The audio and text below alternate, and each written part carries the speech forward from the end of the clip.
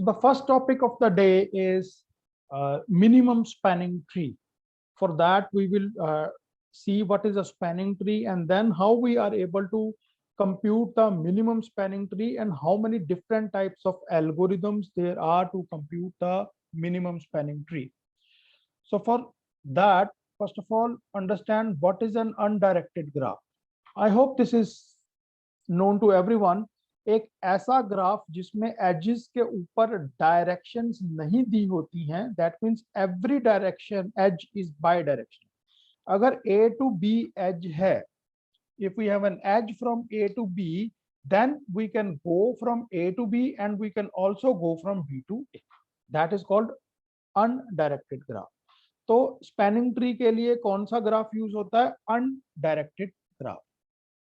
वो जो ग्राफ है वो वेटेड भी हो सकता है और नॉन वेटेड भी हो सकता है, मतलब उसके ऊपर एज को label in the form of weight assign हो सकता है या शायद ना हो. Second is connected graph. For us to compute the spanning tree, it is important that your graph is a connected graph. Connected graph क्या होता है?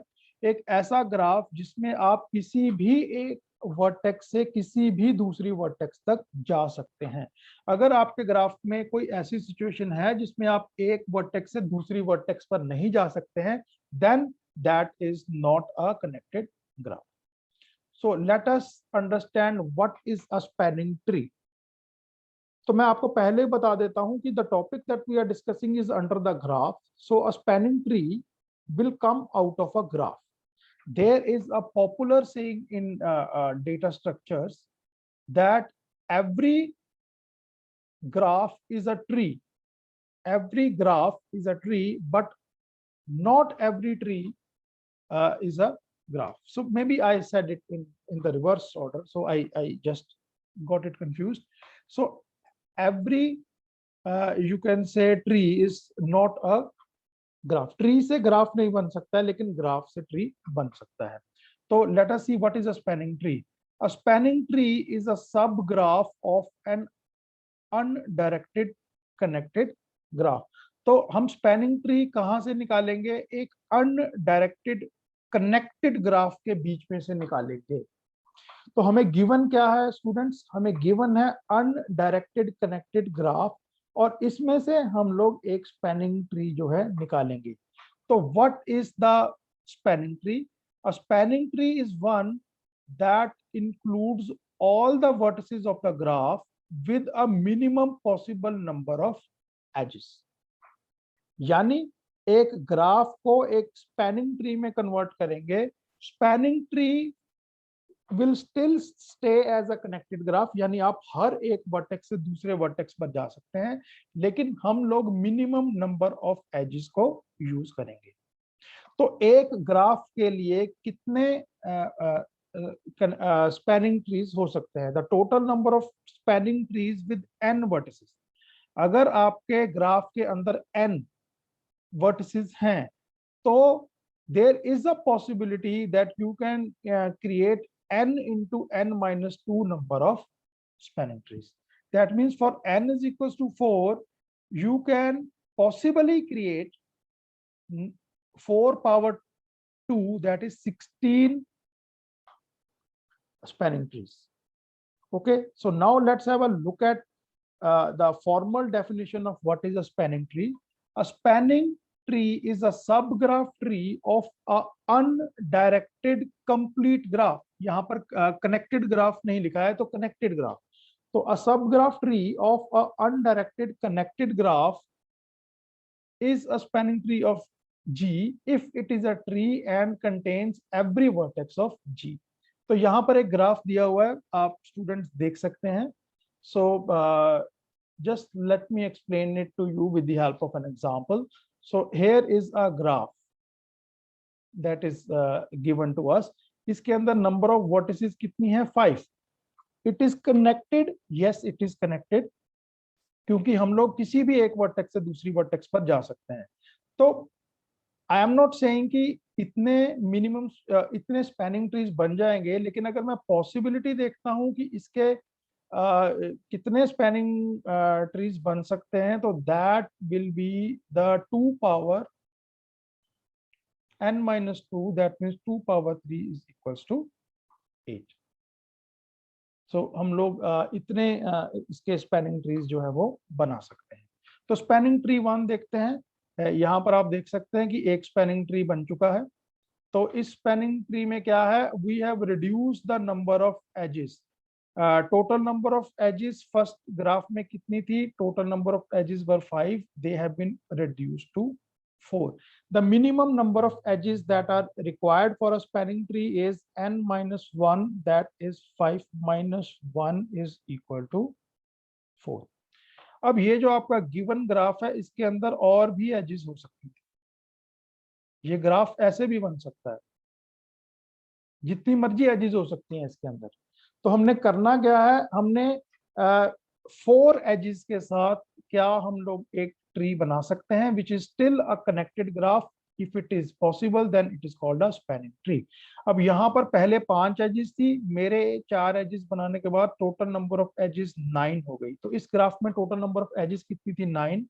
हमने रिड्यूस करके 4 कर दी, हमने रिड्यूस करके 4 कर दी। So this is one possible minimum spanning tree, this is the second possible minimum spanning tree, and this is the third possible minimum spanning tree. There are further possible spanning trees that you can create. So what is a spanning tree? I repeat, please focus. A spanning tree is a subgraph of a undirected connected graph which contains the minimum number of edges. And what is the value of minimum number of edges? For n number of vertices, if you have vertices equals to n is equals to 10, then in a minimum spanning tree, the number of edges will be n minus 1 is equal to 9. I hope this is clear. So what is the difference between a spanning tree and our topic, which is minimum spanning tree? तो हमने ये कर लिया है कि spanning tree क्या होता है, अब मिनिमम स्पैनिंग ट्री क्या होता है। अगर मैं इसी ग्राफ की बात करता हूं, जो ग्राफ हमने अभी स्टडी किया है, तो this is N unweighted graph. Unweighted graph क्या है कि किसी भी एज के ऊपर उसका वेट असाइन नहीं है। तो हमने क्या किया, नंबर ऑफ एजेस जो हैं उनको रिड्यूस कर दिया। लेकिन अगर आपके पास ग्राफ है अनडायरेक्टेड, लेकिन एजेस के ऊपर उनको वेट असाइन किया हुआ है, तो इसका हम लोग स्पैनिंग ट्री नहीं, इसका हम लोग मिनिमम स्पैनिंग ट्री बना सकते हैं, जिसमें the cost of all edges, जिससे हम लोग स्पैनिंग ट्री बनाते हैं, शुड बी मिनिमम।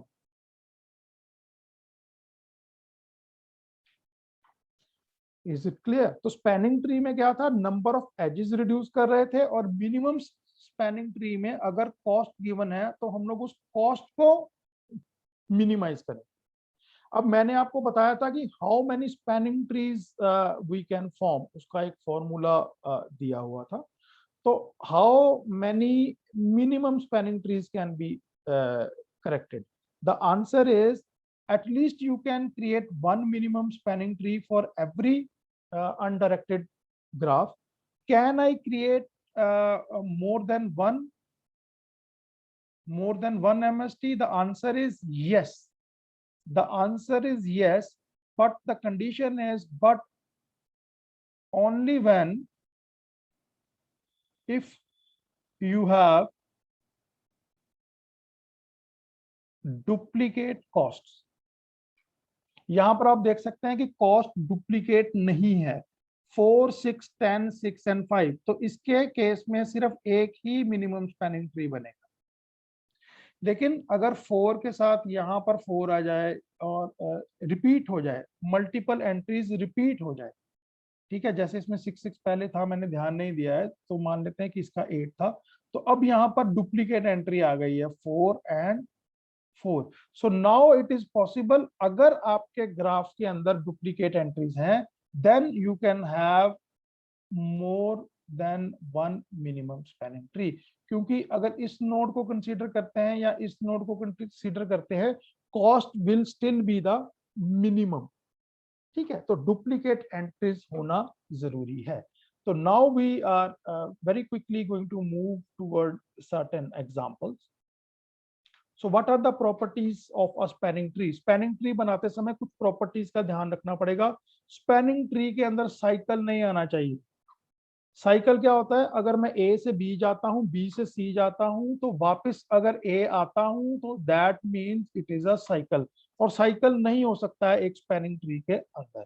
यानी अगर ए से बी, बी से सी और सी से ए गया तो this is a cycle, which means this cannot be a you can say spanning tree. Any vertex can be reached from one to other। यानी एक चीज का ध्यान रखना है कि स्पैनिंग ट्री जो है वो कनेक्टेड ग्राफ होना जरूरी है, यानी हर एक नोड से दूसरी नोड तक पहुंचना जरूरी है। So this is an example students. इसमें दो तरह की नोड्स दी गई हैं, one which are dark and one which are light. अगर मैं ओरिजिनल ग्राफ को देखता हूं तो ओरिजिनल ग्राफ के अंदर दोनों जो लाइट और जो डार्क नोड्स हैं वो दोनों इंक्लूडेड है। आई रिपीट, ओरिजिनल ग्राफ के अंदर light nodes plus dark, sorry, light edges and dark edges, they both are included. लेकिन जब मैंने इसको minimum, sorry, in a simple spanning tree convert किया तो only and only dark edges are part of the spanning tree. मैं फिर से repeat कर देता हूं, अगर आप इस ग्राफ को ध्यान से देखेंगे तो इसमें दो तरह की एजेस हैं, one is this one which is light edges and one is dark edges. तो ओरिजिनल ग्राफ के अंदर दोनों ही एजेस आती हैं, लाइट भी और डार्क भी। लेकिन इसका जो हमने स्पैनिंग ट्री बनाया है, that only includes the dark nodes. So how many edges are there in the spanning tree? 1, 2, 3, 4, 5, 6, 7, and 8. How many total number of vertices are there? 9 vertices are there, and 9 minus 1 is equals to 8 edges are there. That is why this is called a spanning tree, one thing. And it is still a connected graph, क्योंकि आप हर एक vertex से हर एक दूसरे vertex पर जा सकते हैं। So let us move even further. The second one is called the minimum spanning tree. इसकी डेफिनेशन मैं ऑलरेडी दे चुका हूं। एक मिनिमम स्पैनिंग ट्री किस में से बनता है? जो कनेक्टेड ग्राफ हो प्लस वेटेड ग्राफ हो, यानी उसको वेट असाइन किया गया हो। तो हमने क्या करना है? हमने उन सभी एजेस को कंसीडर करना है जिससे हमारा sum of the weight of all edges is the minimum. इसके लिए हम लोग दो एल्गोरिदम्स यूज करते हैं, एक प्रिम्स एल्गोरिदम और दूसरी है हमारी क्रुस्कल्स एल्गोरिदम। तो इसमें हम लोग एक नहीं दोनों ही चेक करें। तो यहाँ से स्टार्ट करते हैं स्टूडेंट्स। आप यहाँ पर देख सकते हैं कि what we are given is tree, जो हमने पहले भी देखा था, लेकिन इसके अंदर और पिछले ग्राफ के अंदर डिफरेंस क्या है कि इसमें वेट्स असाइन है और उसमें वेट्स असाइन नहीं थे। ठीक है, तो इसका हमने स्पैनिंग ट्री बना लिया। ठीक है, तो हमने जो spanning, this is not a minimum spanning tree, हमने सिर्फ एक स्पैनिंग ट्री बना दिया और उसकी जितनी एजेस थी उसकी कॉस्ट को सम कर लिया, तो आंसर कितना आया? 38। Is it clear? लेकिन क्या हम लोग इस 38 कॉस्ट को रिड्यूस कर सकते हैं? तो अगर कर सकते हैं तो जो नया आंसर आएगा that will be considered as the minimum spanning tree. तो सबसे पहले हम लोग कौन सी एल्गोरिदम करने वाले हैं? सबसे पहले हम लोग प्रिम्स एल्गोरिदम करें। Prim algorithm to find the minimum spanning tree. It is a greedy approach. Greedy approach का मतलब क्या है? It looks for the answer very quickly that may be or that may not be the optimal answer. यानी there is a possibility कि हम लोग उससे भी कम कॉस्ट वाला मिनिमम स्पैनिंग ट्री कंप्यूट कर सकते हैं, लेकिन हमारे पास टाइम कम है और हमें रिजल्ट जल्दी चाहिए, तो हम लोग प्रिम्स एल्गोरिदम को चूज करते हैं। What is the overall complexity of the Prim's algorithm? Overall complexity of the Prim's algorithm is E log V, edges log V. Okay. So let us start with the algorithm. हम लोग क्या करेंगे, हम लोग किसी भी एक वर्टेक्स से स्टार्ट कर सकते हैं। We can start from any one vertex R, and हम लोग उस आर को आपके सेट ऑफ नोड्स वर्टिसेस में डाल देंगे, ठीक है। And your stack to begin will be null. तो इनिशियली हमने क्या किया, एक कोई भी नोड ली, उसको सेट में डाल दिया और प्रोसेस में डाल दिया, एंड उसका स्टैक जो है 0 है। उसके बाद हम लोग एक लाइटेस्ट एज ढूंढेंगे, एक ऐसी एज जिसकी कॉस्ट सबसे कम है, and it is having one and point from all the nodes जो एस के अंदर हैं, यानी उसका एक एंडिंग पॉइंट जो वर्टिसेस एस के अंदर है उसमें होना जरूरी है। तो हम लोग उसको क्या करेंगे, उसको सेलेक्ट कर लेंगे, उसको एज को ए के अंदर डाल देंगे, और उसका जो वन एंड दूसरा एंड पॉइंट है उसको एस के अंदर डाल देंगे। ऐसे ही आगे चलते रहेंगे। कब तक चलते रहेंगे, जब तक सारी की सारी जो वर्टिसेस हैं उनको प्रोसेस ना कर दिया हो। अब आपकी सिंप्लिसिटी के लिए मैं आपको एक एग्जांपल दे देता हूं। तो let us suppose that we have a graph with 4 vertices. Is it clear to all? हमारी स्टार्टिंग वर्टिस कौन सी है, A. So that means R is equal to A. हम लोग यहां से शुरू करें। एस, एस मीन्स आप कौन कौन सी नोड को कंसिडर कर चुके हैं, दैट इज इक्वल टू ए। सिर्फ फर्स्ट नोड को कंसिडर किया है। दूसरा एक सेट है हमारा V intersection S. V intersection S क्या है, total number of vertices minus the vertices that we have already inserted in S. तो हमारे पास कौन कौन सी बच गई, ए को हमने ऑलरेडी डाल दिया है, तो बाकी बच गई बी, सी एंड डी। ये कम होता जाएगा और ये हर स्टेप में बढ़ता जाएगा। So that is it. So we are now ready to see an example of how it works and how the Prim's algorithm gives us the answer. I hope everybody is ready. Please focus on the example so that we can reach the solution. तो ये students हमें given है। Starting में हमने किसी भी node को consider नहीं किया है। आई रिपीट, स्टार्टिंग में हमने किसी भी नोड को कंसिडर नहीं किया है। तो जो हमारा ए है दैट इज नल, ए खाली है। Total number of vertices and S, S means आपने किस किस नोड को कंसिडर कर लिया है। स्टार्टिंग में ये हमेशा से नल होता है। तो अगर ये नल है तो टोटल नंबर ऑफ वर्टिसेस हमारे पास कितनी है, A B C D E F and G. तो एक हमें ये गिवन है। तो हमें क्या क्या गिवन है, एक v बाय एस, एक s और एक a। तो लेट अस स्टार्ट। हम लोग कौन सी नोड से स्टार्ट करते हैं स्टूडेंट्स, प्लीज फोकस। a से स्टार्ट करेंगे। तो a will go to into s and it will be remove from v intersection s। एक नोड कम हो गई है, ओके। तो अब हम लोग a से लाइटेस्ट नोड को सर्च करेंगे कि लाइट नोड कौन सी है।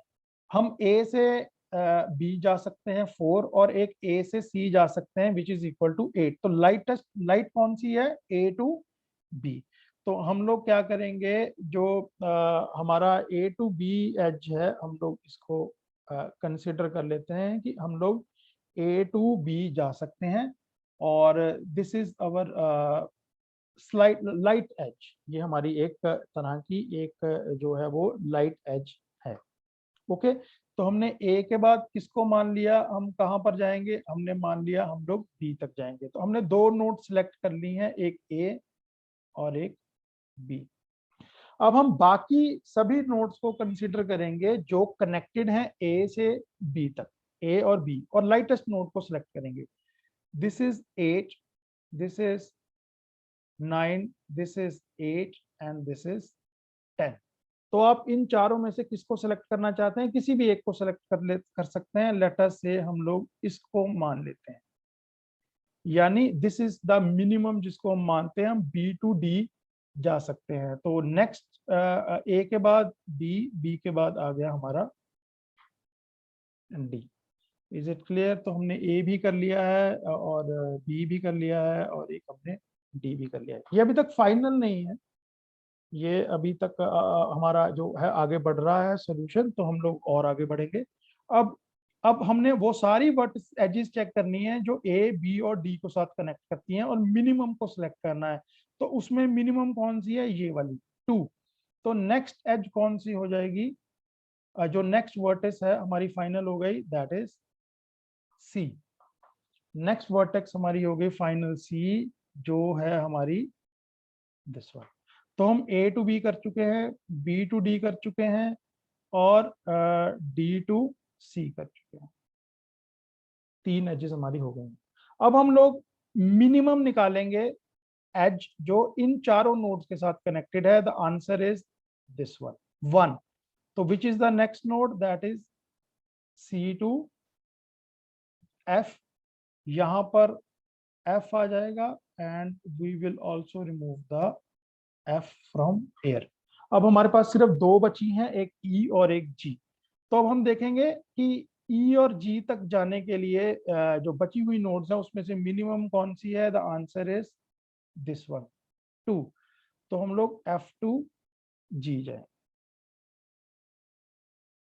हम लोग एफ टू जी जाएंगे। ओके, और तो यहां पर आ जाएगा जी। सिर्फ एक नोड बची है ई। तो ई तक जाने के लिए मिनिमम नोड कौन सी है? ई तक जाने के लिए minimum node is this one F to E. तो that is selected E. That means the next node is F2E and F will also come, E will come here and E will be come. अब देखिए B intersection S has become empty. That means this is the end of the algorithm. And what are the edges that we have selected? These are the edges that we have selected. तो देखें क्या हमारा answer सही था या नहीं, इसको हम लोग अब वेरीफाई करेंगे। ये देखिए स्टूडेंट, सबसे पहले हमने ए सिलेक्ट किया, ए को सिलेक्ट करने के बाद हमने बी को सिलेक्ट किया क्योंकि 4 वाज मिनिमम। बी को सिलेक्ट करने के बाद हमने डी को सिलेक्ट किया because D was minimum. D के बाद हमने किसको सिलेक्ट किया था? सी को। तो क्या इन्होंने भी सी सिलेक्ट किया? The answer is yes. हमने सी के बाद किसको सिलेक्ट किया था? एफ को, क्योंकि कॉस्ट कितनी थी? 1। तो देख लेते हैं स्टूडेंट्स, क्या इन्होंने भी एफ सिलेक्ट किया है? The answer is yes. इन्होंने A to B, B to D, D to C and C to F किया। हमने इसके बाद कौन सी सिलेक्ट की थी स्टूडेंट्स? जी। तो देखें क्या इन्होंने भी जी सिलेक्ट की है? The answer is yes. और हमने लास्ट एज कौन सी सिलेक्ट की थी? ई, यानी एफ टू ई। तो क्या इन्होंने भी एफ टू ई ही सिलेक्ट की है? बिल्कुल। That is our minimum spanning tree. And how many edges are there in the set A to B, B and D, C and D, C and F and G and F E. What is the total number of cost? The total number of cost is 4 plus 8, which is 12, 12 plus 2, which is 14, 1 15, 15 and 2 is 17, 17 plus 6 is 23 plus 5 is equal to 28. So this is how the Prim's algorithm work. Prim's algorithm की working और उसकी algorithm step by step मैंने आपको समझा दी है। So now we are going to start with our second algorithm, which is known as Kruskal's algorithm. Kruskal algorithm also finds space in the greedy algorithm. That means time बचाना है और जल्दी से जल्दी सॉल्यूशन को निकालना है। हम लोग कहाँ से स्टार्ट करते हैं, इसमें थोड़ा सा डिफरेंस है, क्योंकि पिछले में हम लोग कहाँ से स्टार्ट करते थे? किसी भी एक रैंडम नोड से स्टार्ट कर लेते। लेकिन क्रुस्कल में हम लोग वहां से स्टार्ट करेंगे जिस एज की जो वेट है या कॉस्ट है सबसे कम है, and we will keep adding the edges until we reach our goal. ठीक है, तो करना क्या है, हमें सारी की सारी एजेस को सॉर्ट कर देना है फ्रॉम लो टू हाई। हम लोग उन एजेस को कंसीडर करेंगे जिनका वेट लो है और उसको स्पैनिंग ट्री में डालते जाए। लेकिन जब ध्यान क्या रखना है कि अगर हम उस एज को ट्री में डालते हैं तो क्या साइकिल तो नहीं बनता है। अगर साइकिल बन जाता है तो हम लोग उस एज को इग्नोर कर देंगे, अदरवाइज हम लोग बढ़ते जाएंगे। कब तक बढ़ते जाएंगे? जब तक हमारा जो वो ट्री है वो कनेक्टेड ग्राफ नहीं बन जाता है। This is the simplest algorithm. Start from the lowest edge with the minimum weight, continue till we find the connected graph, लेकिन साइकिल वाली एजेस को इग्नोर करना है।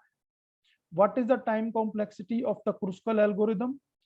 Time complexity of the Kruskal algorithm is E log B. तो यहां से start करते हैं स्टूडेंट्स। तो छोटा सा एक एग्जांपल लेते हैं, तो इसमें शायद आपको समझ में आ जाएगा। तो प्लीज फोकस इन हेयर। ये हमें गिवन है, इसमें से हमारे पास मिनिमम जो एजेस हैं वो हमारे पास दो हैं, एक ये है और एक ये है। तो हमारे पास दो ऑप्शंस हैं। तो इसका मतलब क्या है? When you have repeated entries, ये देखिए बार बार 3 भी रिपीट हो रहा है, 4 भी रिपीट हो रहा है, इसका मतलब क्या है? हम लोग इसके लिए, इस पर्टिकुलर ग्राफ के लिए मोर than one minimum spanning tree बना सकते हैं। तो अभी हम लोग सिर्फ एक ही बनाएंगे। तो इन दोनों में से किसी भी एक एज को कंसीडर करना है, तो मैं इसको कंसीडर कर लेता हूँ। So this edge will be part of our minimum spanning tree. अब बाकी की जो बची एजेस हैं, इसमें से एक एज लेते हैं जो मिनिमम है। तो ये वाली मिनिमम है, तो मैं इसको मान लेता हूँ। तो हमने दो एजेस जो हैं वो ऐड कर ली है हमारे मिनिमम स्पैनिंग ट्री के अंदर, दैट इज 2+2। अब जो बाकी की बची एजेस हैं उनमें से हमने एक एज को कंसिडर करना है। तो बाकी की बची एजेस में से तीन नोड तीन है, तो मैं लेट अस सपोज इसको मान लेता हूँ। So this becomes 2+2+3। अब हमारे पास दो और एजेस बची हैं, एक ये वाली और एक ये वाली। अब इसमें से एक एज को लेना है, तो आप चाहे ये ले लीजिए या ये ले लीजिए। मान लीजिए मैं ये ले लेता हूँ, मान लीजिए मैं इसको ले लेता हूँ, तो कॉस्ट 1/3। अब हमने बाकी बची हुई एजेस में से स्मॉलेस्ट एज को लेना है, तो वो ये वाली है। लेकिन मैं इसको कंसिडर नहीं करूंगा। क्यों नहीं करूंगा? क्योंकि अगर मैं इसको कंसिडर करता हूं तो एक सर्कल बन जाएगा। ये वाला सर्कल जो है वो बन जाएगा। तो मैं इस वाली एज को जो है वो कंसिडर नहीं करूंगा। अब जो बाकी बची हैं उनमें से हमें एक लेना है, इसको भी कंसिडर नहीं कर सकते हैं क्योंकि इससे भी हमारा जो है वो सर्कल बन जाएगा। तो बाकी बची ये दो, इनमें से आप जिसको मर्जी ले सकते हैं। मान लीजिए मैंने इसको ले लिया। तो द टोटल कॉस्ट फॉर, अब अगर आप ध्यान से देखेंगे तो this becomes a connected graph. And what is the total cost? The total cost is 2+2+3, that is 7+3 10+14। अब हम लोग चेक करते हैं कि क्या यही था हमारा आंसर। क्या यही आंसर था हमारा? तो अब हम उसको एक बार चेक कर लेते हैं। तो हमने सबसे पहले 2, then 2 and 2, then just see 2। इसको हम लोग यहाँ से रिमूव कर देते हैं एनोटेशंस को। So 2+2 and then 3 and then 2+2 and then 3। फिर दोनों एजेस को इग्नोर करना है क्योंकि हमने साइकिल नहीं बनाना है। एंड देन कम्स द 4, और यहीं पर रुक जाना है। यहीं पर क्यों रुक जाना है? क्योंकि हमारा काम खत्म हो गया। So that is the end of our minimum spanning tree, and we have also discussed both of our algorithms for the minimum spanning tree. One is called the Prism algorithm and the second one is called the Kruskal's algorithm. The next topic that we are going to study in this lecture is called the topological sorting. अब topological sorting क्या है, इसके लिए students आपको ध्यान में देना होगा कि हमें किस तरह का ग्राफ गिवन है जिसके लिए हमने टोपोलॉजिकल सॉर्टिंग करनी है। टोपोलॉजिकल सॉर्टिंग के लिए हमें डायरेक्टेड असाइक्लिक ग्राफ गिवन है।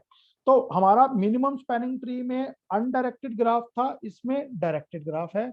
और इसमें असाइक्लिक ग्राफ है, मतलब it can not contain you can say cycles. Okay, तो साइकिल का मैं आपको एक छोटा सा एग्जांपल दे देता हूं। Please focus on this, it is very important. If I have something like A, B and C,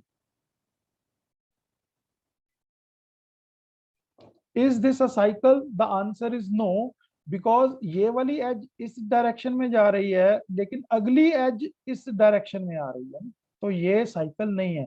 cycle कैसे बनता है? साइकिल इस तरह से बनता है, अगर ए से बी, बी से सी एंड सी से ए आते हैं।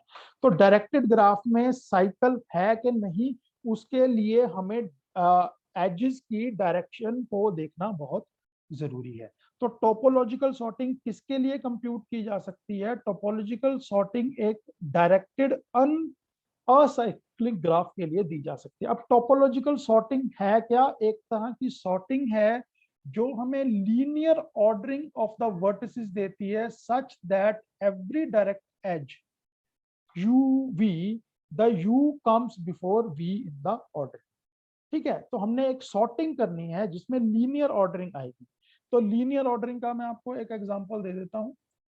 तो प्लीज यहाँ पर देखिए कि लीनियर ऑर्डरिंग क्या है। अगर हम ए से बी, बी से सी और सी से डी जा रहे हैं, तो आप इसकी लीनियर ऑर्डरिंग क्या है? सबसे पहले ए आता है, ए के बाद बी आता है, बी के बाद सी आता है और सी के बाद डी आता है।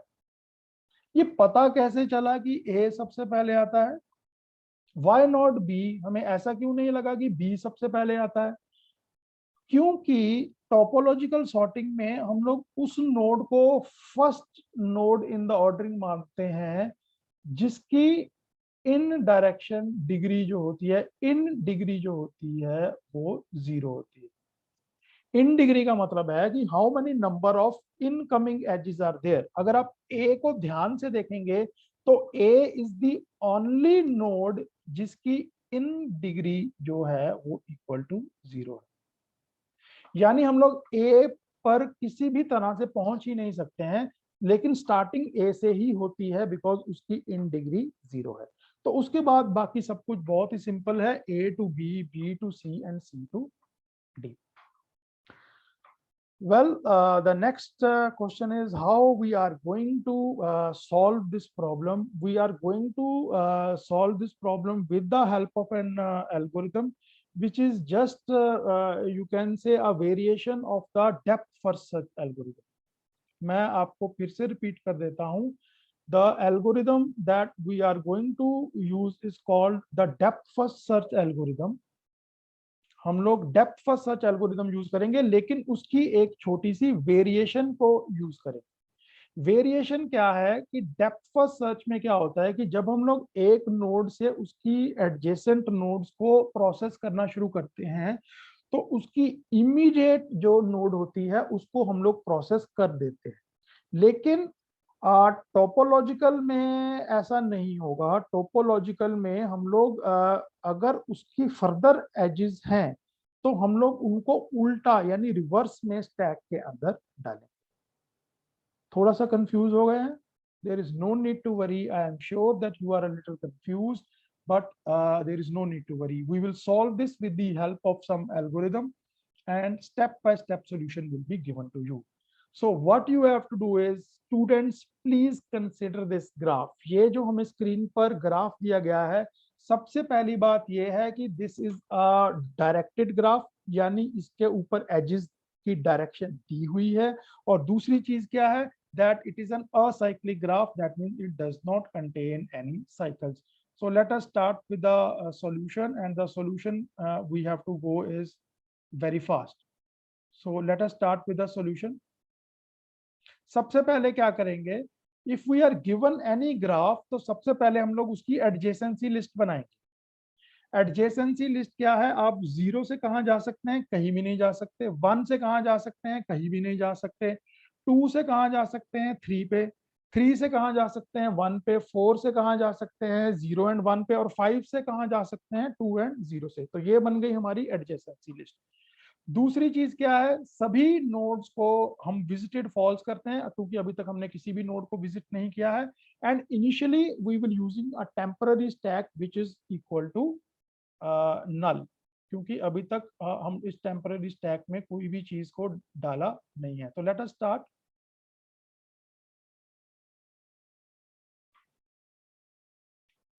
So let us start. तो हम लोग इसका अब सॉल्यूशन निकालना शुरू करते हैं। तो please see in this solution, we will be starting from zero, we will be starting from zero. Zero का जो विजिटेड है उसको हम लोग ट्रू कर देंगे।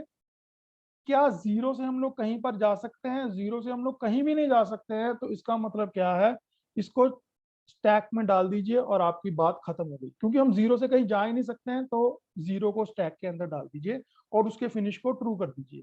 नेक्स्ट टोपोलॉजिकल सॉर्ट में नोड जिसको हमने कंसीडर करना है वो है वन। क्या हम वन से कहीं जा सकते हैं? हम लोग वन से कहीं भी नहीं जा सकते हैं, तो इसका भी finish is equal to true कर दीजिए और इसको आराम से स्टैक के अंदर डाल दीजिए। Next is two. क्या हम लोग टू से कहीं जा सकते हैं? तो हम यहाँ पर हमारे एडजेसेंसी नोड में से देखते हैं, हम टू से थ्री पर जा सकते हैं, तो हम लोग टू से थ्री पर जाएंगे। ओके, क्या हम थ्री से आगे कहीं पर जा सकते हैं? तो हम थ्री से आगे कहां पर जा सकते हैं? वन पे, लेकिन नहीं जाएंगे क्योंकि वन तो ऑलरेडी स्टैक के अंदर है, तो खत्म। यानी टू से थ्री, थ्री से वन कंसीडर नहीं करेंगे बिकॉज वो ऑलरेडी स्टैक के अंदर है। अब हम इसको रिवर्स ऑर्डर में स्टैक के अंदर डालेंगे, यानी थ्री पहले आएगा और टू बाद में आएगा। बहुत बढ़िया, तो हमने हमारे स्टैक के अंदर 0 1 3 एंड 2 को डाल दिया है। तो नेक्स्ट नोड कौन सी है? 3, उसको कंसीडर करने की जरूरत नहीं है because it is already in the stack. Next is 4, 4 से हम 0 एंड 1 जा सकते हैं, लेकिन ये दोनों ऑलरेडी स्टैक में है, तो चुप करके 4 को डाल दीजिए। 5, 5 से कहाँ जा सकते हैं? 2 एंड 0 पे, ये ऑलरेडी स्टैक में है तो नहीं जा सकते, तो ऑलरेडी डाल दीजिए 5। तो फाइनल ऑर्डर क्या आया, हम इस टैग में से एक एक करके सारे एलिमेंट्स को जो है वो रिमूव करेंगे and that will be our final answer. So what is the topological sorting? That is 5 4 2 3 1 and 0. This is our topological sorting and that is the end of the lecture today. एक बार verify कर लेते हैं कि 5 सबसे पहले आ रहा था, तो क्या ये करेक्ट आंसर है? आप यहाँ पर देख सकते हैं 5 के कोई भी इनकमिंग एज नहीं है, तो बिल्कुल सही आंसर है। क्या ऐसी कोई और भी एज है जिसपे इनकमिंग नहीं है? 4, यानी we can have two ordering जिसमें 5 से भी स्टार्ट हो सकती है और